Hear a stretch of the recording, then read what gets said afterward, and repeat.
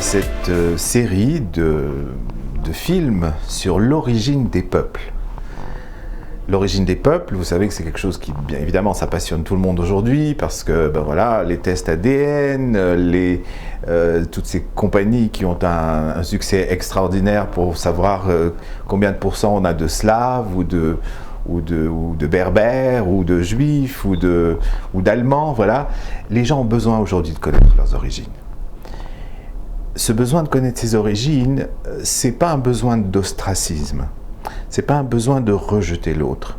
C'est juste un besoin de se connaître soi-même, de donner un sens à sa vie, un mouvement autre qu'individuel, un mouvement collectif, une compréhension de sa propre culture, une compréhension de ce vers quoi on doit chercher, de ce vers quoi on doit creuser. Et c'est quelque chose qui est extrêmement important aujourd'hui parce que on est dans un mouvement aujourd'hui de mondialisation qui est faite par Internet.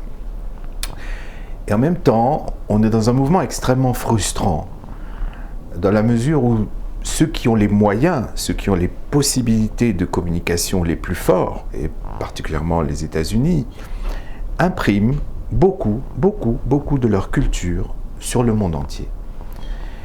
Et effectivement, à un moment donné, on se retrouve en porte-à-faux avec ce que nous disent nos parents, avec ce qu'on a reçu, avec notre paysage, aussi bien culturel que géographique, avec nos religions.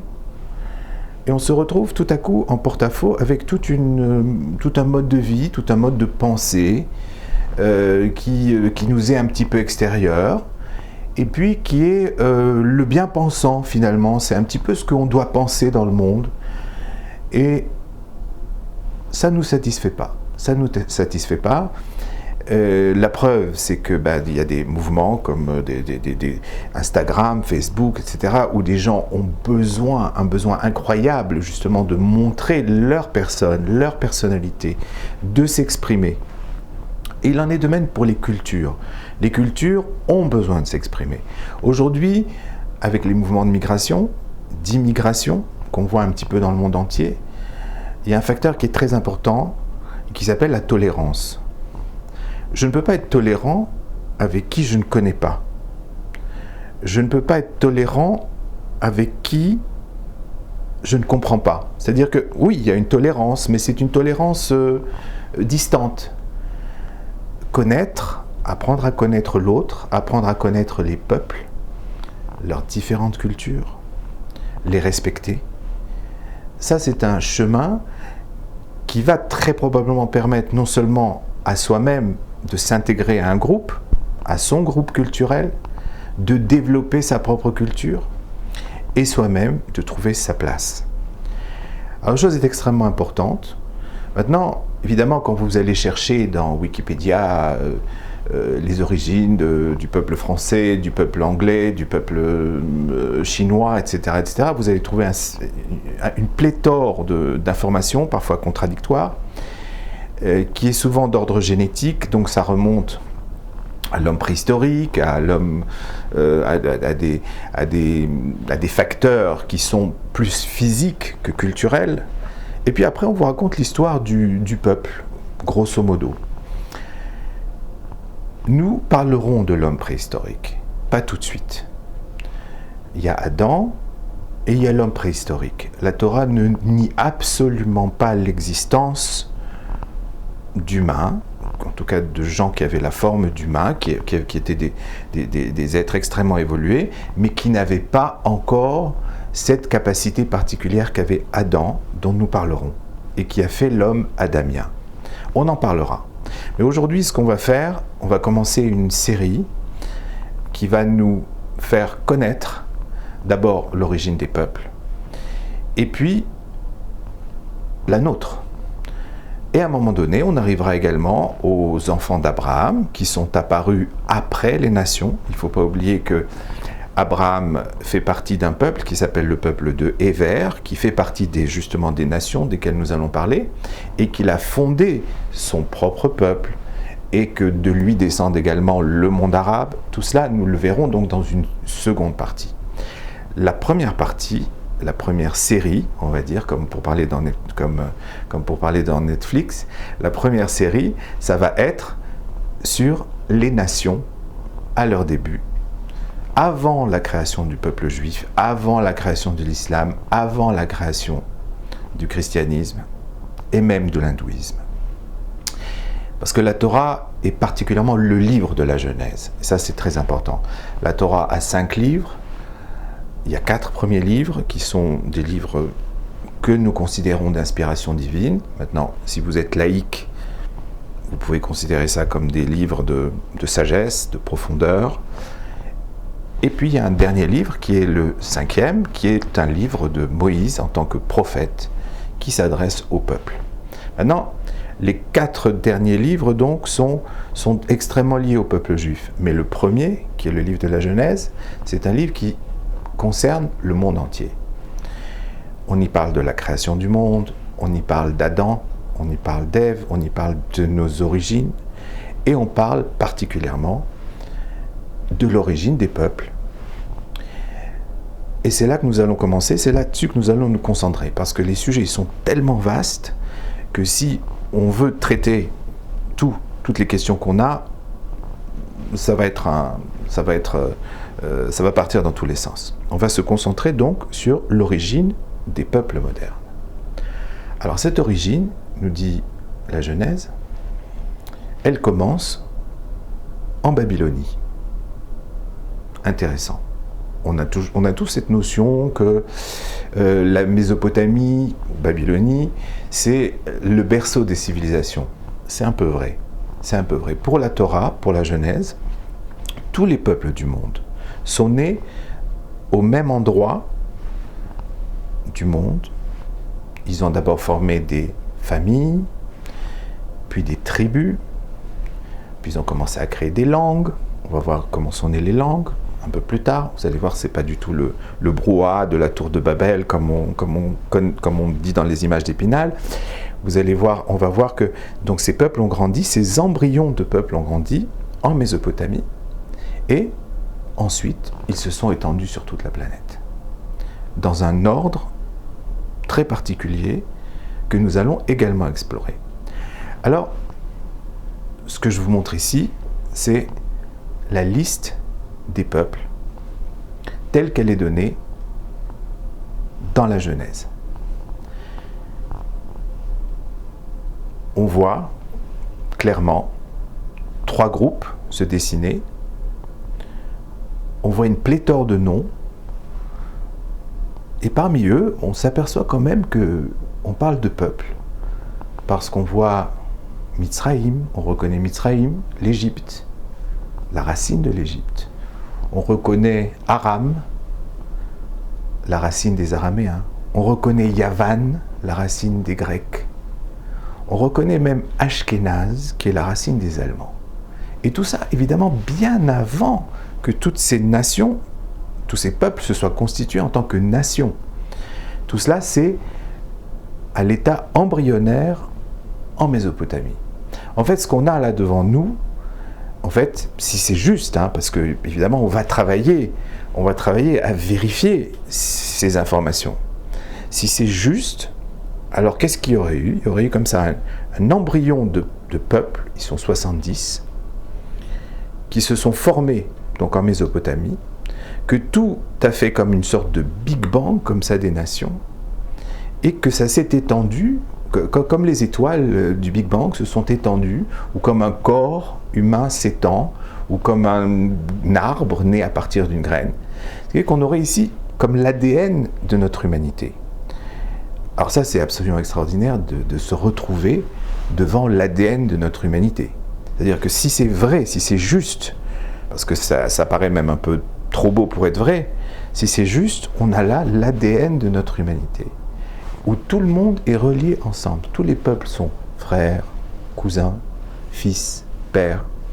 Vous allez voir par exemple que la Grèce est mère de l'Italie.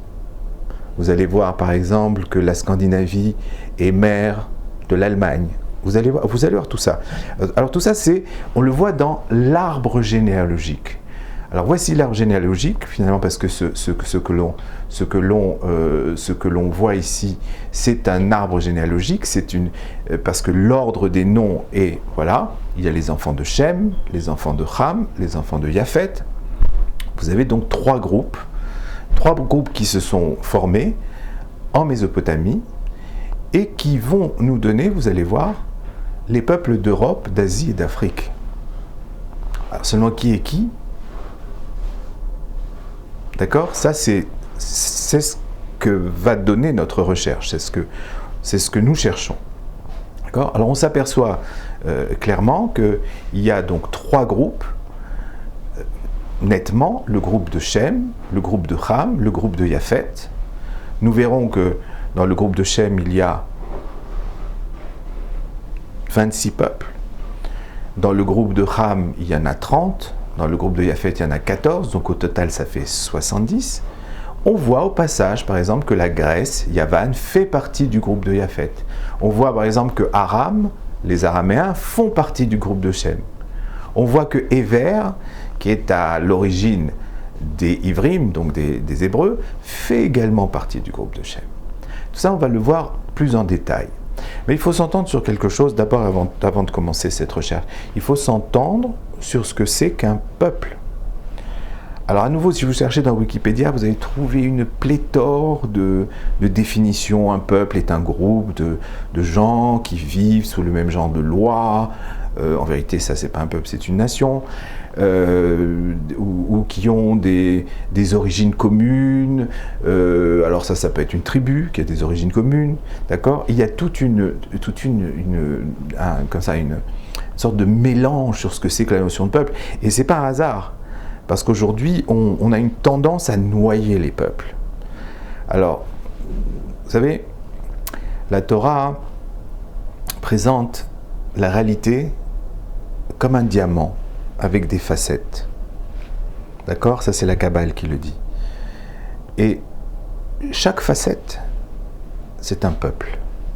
Ça veut dire que quoi? Ça veut dire qu'il y a une lumière qui se diffracte en 70 facettes, et chaque facette, c'est une culture. Alors évidemment, quand on fait tourner tout ça ensemble, ça refait de la lumière. C'est comme le disque au Palais de la Découverte. Quand vous faites tourner les couleurs de base, ça refait du blanc. D'accord? Mais si vous mélangez toutes ces couleurs ensemble, ça fait du marron. C'est-à-dire qu'il n'y a plus de... Ou si vous arrondissez les facettes du diamant, il n'y a plus d'éclat. D'accord? Alors ce message de la Torah est justement que les peuples expriment une facette de la réalité. Alors comment ils expriment une facette de la réalité? Qu'est-ce qui fait un peuple en vérité? En quoi il exprime cette facette de la réalité? Alors c'est ce que nous allons voir, c'est les critères. Quels sont les critères qui définissent un peuple? D'accord? Ce que vous voyez face à vous là, ce sont les critères qui définissent un peuple selon la Torah. À la fin de chaque groupe, de l'énumération de chaque groupe, de Shem, Ham et Japhet, revient toujours la même formulation. Voici les enfants de Ham, ou de Shem, ou de Japhet, selon leur famille, selon leur langue, oui, famille, langue, dans leur terre, dans leur peuple. Intéressant. Alors ici, vous voyez quatre critères. D'abord la famille, c'est-à-dire une même origine. Okay, un peuple, ça a une même origine. C'est pour ça que quand, par exemple, on fait des tests de MyHeritage ou compagnie, on vous dit vous avez tant de pourcents de Sibériens, tant de pourcents de 3% de... Il y a plein comme ça de petits pourcentages un peu partout. Ce pourcentage, c'est la famille, c'est l'origine physique. D'accord? Un peuple a une origine physique commune. Toujours faire très attention aux notions de nationalisme, d'ostracisme, etc. La Torah n'est pas du tout là-dedans. La Torah est plus dans le monde de la génétique, c'est-à-dire que quand vous allez chercher, par exemple, en Chine, vous allez trouver effectivement, pour une très grande partie des Chinois, un ancêtre commun, il y a 3200 ans, qui vivait là, d'accord? D'accord, c'est parce qu'on vit comme ça en pyramide, et effectivement, à un moment donné, quand on remonte la pyramide, on retrouve un ou des ancêtres communs. Donc d'abord, un peuple, c'est des ancêtres communs. La famille. Deuxième critère, la langue. La langue, c'est très important. Parce que la langue, c'est la façon dont l'être se relie au monde. Lorsque je veux décrire quelque chose, je l'exprime par des sons. Vous savez qu'une langue, finalement, c'est des sons, c'est comme une musique. C'est des sons où on utilise les cordes vocales, la langue, le palais, d'accord ? Les dents même. Et la manière de nommer quelque chose, c'est ce qui décrit notre relation à la chose. Tant qu'un groupe humain n'a pas créé une langue, c'est-à-dire une relation particulière avec la réalité, pour la Torah, ça ne s'appelle pas un peuple. Ça s'appelle une branche d'un peuple. Si ça crée une relation particulière à la réalité, alors ça veut dire que oui, ici on a affaire à une facette unique et particulière de la réalité, originale. Pour employer le mot originel et original. D'accord ? Il ne suffit pas donc d'avoir la même origine, il faut également qu'il y ait une originalité, c'est-à-dire une vision particulière des choses. Troisième facteur, la terre. Un peuple, ça a une terre. Un humain, ça a une maison. Un peuple, un groupe d'humains, ça a une terre, ça a un territoire. Et le quatrième critère, alors c'est très étonnant, c'est d'être un peuple. Alors là en fait, on a pris la traduction, c'est d'être un peuple. Alors c'est une tautologie, ou la palissade. Un des critères pour être un peuple, c'est d'être un peuple. Alors on va regardez, je vous en prie, la version originale, vraiment. Ce que je voudrais, c'est que vous ne regardiez pas la traduction. Regardez un petit peu plus haut la version originale. Il est écrit Begoyehem. Begoyehem, ça veut dire les voici Bemishperotam, les Mishperotam suivant leur famille, suivant leur langue, dans leur terre, dans leur peuple. Begoyehem. Or, un peuple en langue biblique, en hébreu, ça ne se dit pas goy, ça se dit âme. Alors je sais qu'on a pris l'habitude de dire par extension goy quelqu'un qui n'est pas juif. En vérité, même le peuple juif est un goy. C'est un peuple. Seulement, le mot goy est une acception particulière du mot peuple. Le vrai mot peuple, c'est âme. Quand on dit les 70 nations, on dit Shiv'im Umot, les 70 peuples. Pas nation, pardon d'ailleurs, c'est pas nation, c'est peuple. D'accord ? Donc, lorsqu'on dit, pour dire le mot peuple, on dit âme. Le mot goy, en vérité, c'est une acception particulière du mot âme qui est un peuple au sens culturel du terme. Alors, il y a plusieurs mots. Il y a le mot âme, qui veut dire peuple, en général. Il y a un deuxième mot qui est léoum. Léoum, ça veut dire un peuple sous sa forme juridique, gouvernementale. On peut appeler ça une nation. D'accord ? Une nation peut être composée de nombreux peuples. De nombreux peuples peuvent vivre dans la nation française et voter, avoir les mêmes droits, etc., etc. Comme on le voit également aux États-Unis, comme on le voit au Brésil, comme on l'a vu parfois dans des empires comme l'Empire ottoman. Ça s'appelle un léoum. D'accord ? Un léoum, ça c'est un peuple au sens politique. Un goy, c'est le peuple au sens culturel. Si nous voulons faire le travail que nous voulons faire, nous allons être obligés de comparer la liste qui est dans la Torah avec l'actualité ethnologique, avec ce que l'ethnologie nous présente aujourd'hui. Donc on va être obligé évidemment de faire des superpositions. Et ça, nous allons le voir dans la prochaine séquence.